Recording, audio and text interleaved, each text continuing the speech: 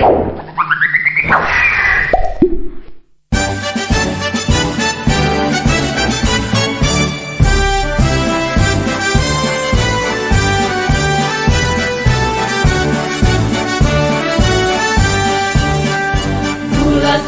tekad, kuatkan hati, negeri ini memanggilmu kawan.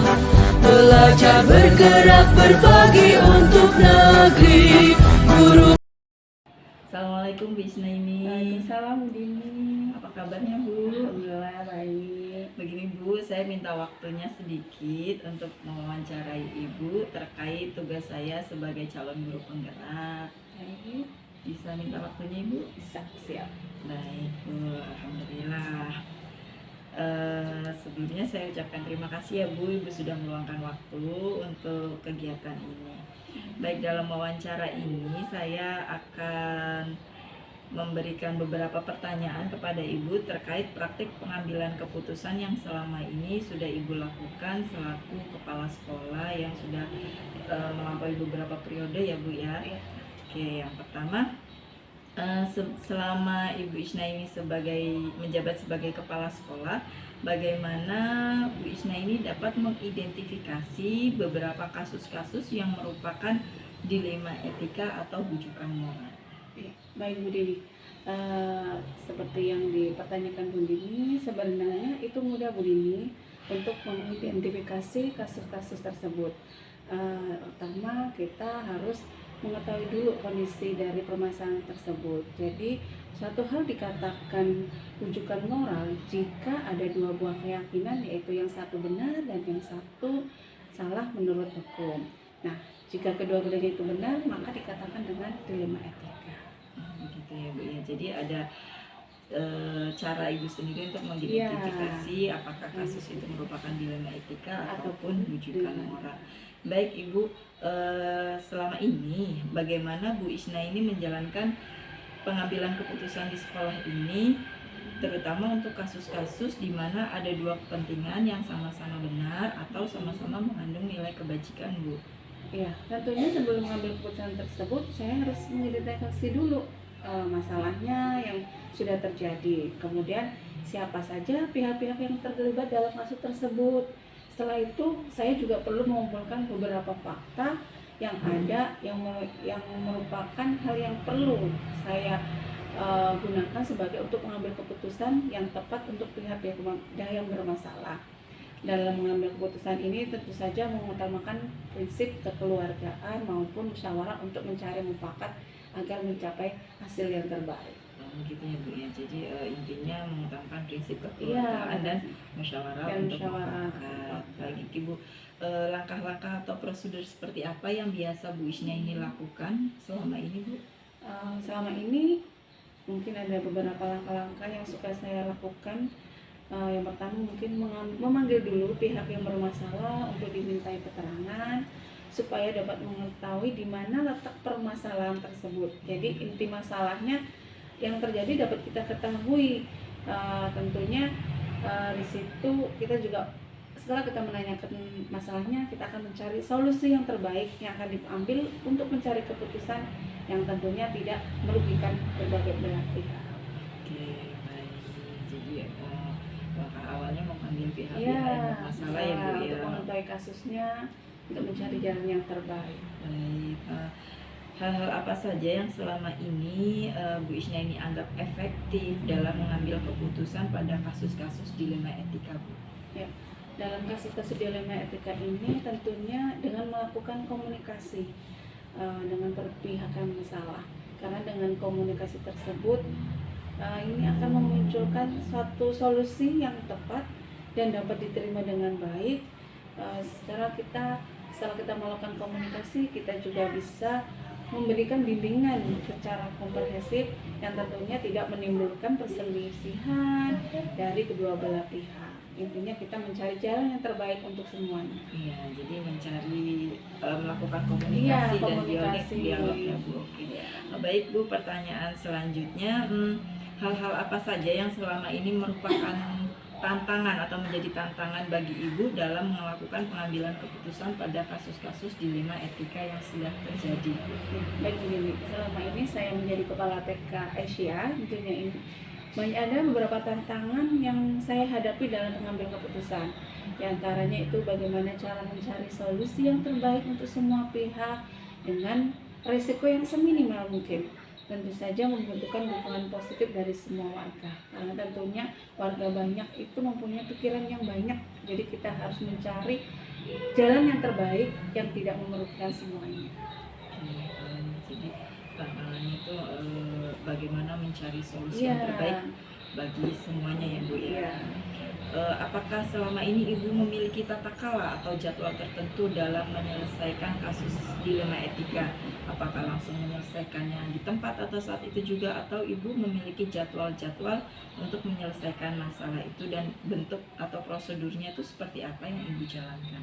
Baik, mungkin sebagai kepala sekolah, langkah yang tepat adalah menyelesaikan masalah secara langsung dan diselesaikan di sekolah pada hari itu juga, agar tidak masalah itu menjadi berkepanjangan serta tidak menimbulkan perselisihan yang baru lagi, karena semakin berkelanjutan masalah itu bukan akan semakin baik tapi akan semakin berkepanjangan dan bahkan akan menjadi berlebihan masalah itu ya Bu ya.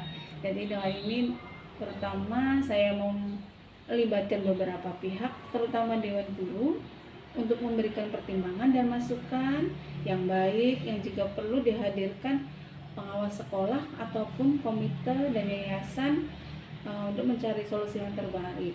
Tentunya tergantung pada tingkat karakter masalah yang terjadi itu Bu. Oke, baik. Jadi tidak ada jadwal tertentu ya Bu ya. Jadi ketika ada masalah dilema etika ya saat itu juga Ibu akan kita selesaikan masalah tersebut. Oke, baik Ibu. Selanjutnya, adakah seseorang atau faktor-faktor apa saja yang selama ini dapat mempermudah atau membantu Ibu dalam melakukan pengambilan keputusan dalam kasus-kasus dilema etika? Biasanya setiap masalah yang ada saya bawa dalam musyawarah atau rapat Dewan Guru terlebih dahulu agar lebih cepat untuk mencari solusi yang terbaiknya. Dan saya juga berkonsultasi dengan pengawas sekolah ataupun komite untuk meminta saran dan masukan terbaik untuk menyelesaikan masalah tersebut. Oke, baik. Jadi musyawarah dengan Dewan Guru, komite, pengawas. Oke, baiklah Ibu. Nah Bu, dari semua hal yang telah Ibu sampaikan tadi, pembelajaran apa nih yang Ibu dapat petik dari pengalaman Ibu selama mengambil keputusan dalam kasus dilema etika ini Bu? Baik. Banyak pelajaran yang dapat saya ambil dalam pengambilan etika ini sebagai kepala sekolah, dan pengambilan keputusan ini apapun harus berdasarkan kesepakatan bersama yang dihasilkan melalui cara musyawarah untuk mencapai mufakat, serta membebaskan diri untuk tanggung jawab dengan semua keputusan yang telah ditentukan dalam musyawarah tersebut. Jadi untuk permasalahan-permasalahan ada ini kita berusaha bekerja sendiri. Selain hal tersebut, kita komunikasikan baik pada setiap elemen warga sekolah, tentunya untuk menentukan cepat lambatnya penyelesaian masalah yang ada. Jadi dalam dilema etika ini sebagai seorang pemimpin atau kepala sekolah, Ibu berdasarkan kesepakatan bersama. Kesepakatan bersama.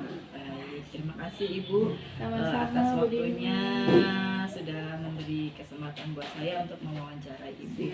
Semoga dengan hasil wawancara ini bisa jadi pelajaran buat diri saya sendiri. Ya. Terima kasih ya Bu ya. Assalamualaikum warahmatullahi wabarakatuh. Assalamualaikum Bu Isti. Waalaikumsalam warahmatullahi. Apa kabarnya Bu? Alhamdulillah sehat. Waalaikumsalam sehat. Begini Bu, berkenaan dengan tugas di penggerak pada modul 3.1 ini tentang demonstrasi kontekstual, saya ditugaskan untuk mewawancarai beberapa kepala sekolah. Untuk itu saya mohon kesediaan Bu Isti untuk bersedia saya wawancarai. Bagaimana Bu? Insya Allah bersedia. Baik, terima kasih Bu Isti. Begini Bu Isti, berkenaan dengan tugas ini tentang pengambilan keputusan yang selama ini dijalankan oleh Ibu sebagai kepala PAUD Surya Ceria ini Bu. Siap Ibu ya, semuanya. Baik.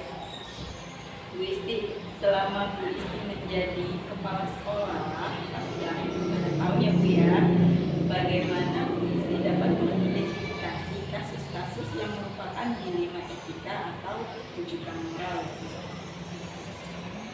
Ya, yang saya lihat selama ini untuk kasus dilema etika, di mana hal itu merupakan situasi yang harus kita memilih dan memutuskan di antara dua pihak. Yang kedua pihak itu secara moral tetapi bertentangan.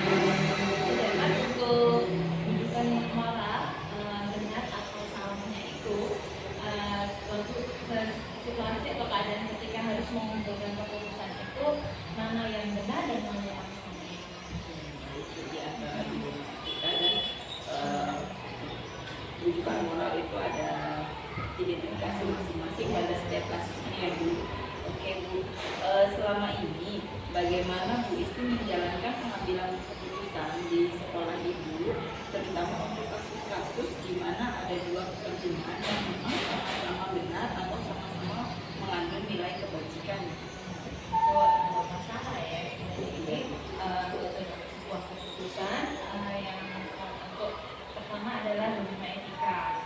Lalu saya bakal beberapa hal yaitu mengumpulkan fakta-fakta yang terjadi di sekolah, terus kemudian yang siapa saja yang terlibat di dalamnya, kemudian menganalisis kebenarannya mana yang benar atau mana yang salah, terus membuat alternatif untuk solusi. Kemudian untuk membuat keputusan bagaimana untuk merefleksikannya sebuah kebenaran dan kesalahan. Baik, jadi untuk mengambil keputusan Ibu terlebih dahulu banyak melakukan beberapa hal ya. Ya, selanjutnya langkah-langkah atau prosedur seperti apa ya Bu yang biasa Bu Isti lakukan selama ini dalam mengambil keputusan?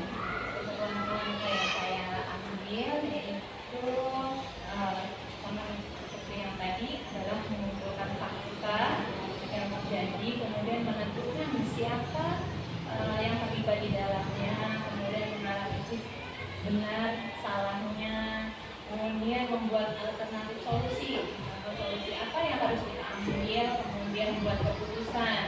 Kalau misalkan benar atau salah itu kita harus merefleksikannya untuk masalah tersebut. Oke, baik, jadi memang ada beberapa langkah dan prosedur yang harus Ibu lakukan ya pada saat mengambil keputusan. Selama ini hal-hal apa saja yang Ibu anggap efektif untuk mengambil keputusan pada kasus-kasus dilema etika?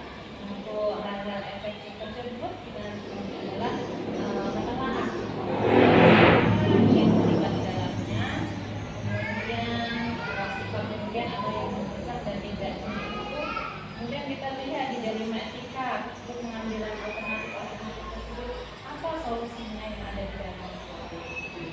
Jadi banyak sekali hal-hal efektif ya yang akan dilakukan dalam proses pengambilan keputusan. Kemudian hal apa saja yang selama ini merupakan tantangan di dalam mengambil keputusan pada kasus-kasus dilema etika? Kemudian kalau tantangannya adalah mungkin masalah tersebut mempunyai nilai yang sama pentingnya, namun harus ada yang didahulukan, mana yang salah ataupun yang mana yang lebih penting gitu. Seperti juga ada yang orang-orang atasan seperti yayasan atau pengawas, serta ada di dalamnya itu peraturan yang harus alat pentingnya juga harus kita utamakan mana yang harus kita pilih di antara Jadi memang harus ada yang diutamakan ya. Baik Ibu, apakah selama ini Ibu memiliki tata cara atau jadwal tertentu dalam Ibu menyelesaikan kasus etika dilema? Apakah Ibu langsung menyelesaikan di tempat atau memiliki jadwal tertentu untuk menyelesaikan masalah tersebut?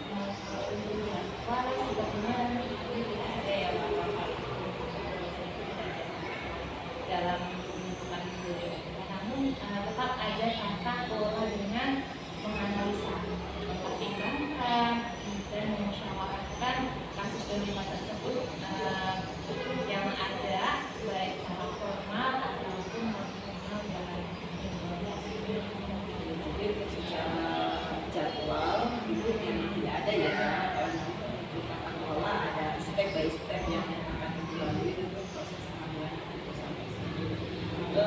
Kemudian adakah seseorang atau faktor-faktor apa yang selama ini dapat mempermudah dan membantu Ibu dalam melakukan pengambilan keputusan dalam kasus-kasus dilema etika selama ini? Kalau ini saya mengajak warga sekolah, guru, kan, kemudian ada wali murid dan orang-orang yang memiliki kedekatan personal dengan seorang yang mengalami masalah tersebut. Jadi banyak yang membantu dan mempermudah dalam saya melakukan keputusan dari ibu, dari sekolah. Banyak pihak yang ada yang membantu, jadi sehingga Ibu akan mudah dalam mengambil keputusan. Baik Ibu, pertanyaan terakhir Ibu, dari semua hal yang tadi kami sampaikan, pembelajaran apa yang dapat Ibu petik dari pengalaman Ibu selama mengambil keputusan dilema etika? Mungkin pembelajaran yang bisa saya ambil dari kasus tadi tentang dilema etika adalah sebelum mengambil keputusan terus banyak menganalisis kasus-kasus tersebut, banyak pertimbangan. Maksudnya pasti tidak mungkin membuat puas semua pihak tersebut, tapi semua yang terlibat dalam pengambilan keputusan harus siap menerima apa yang keputusan tersebut kita tetapkan. Jadi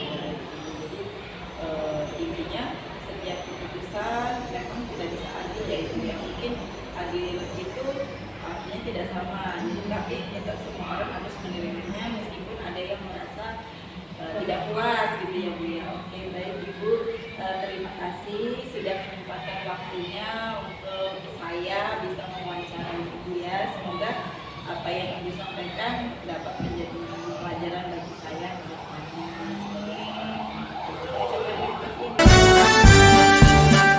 Bulatkan tekad, kuatkan hati, negeri ini memanggilmu kawan.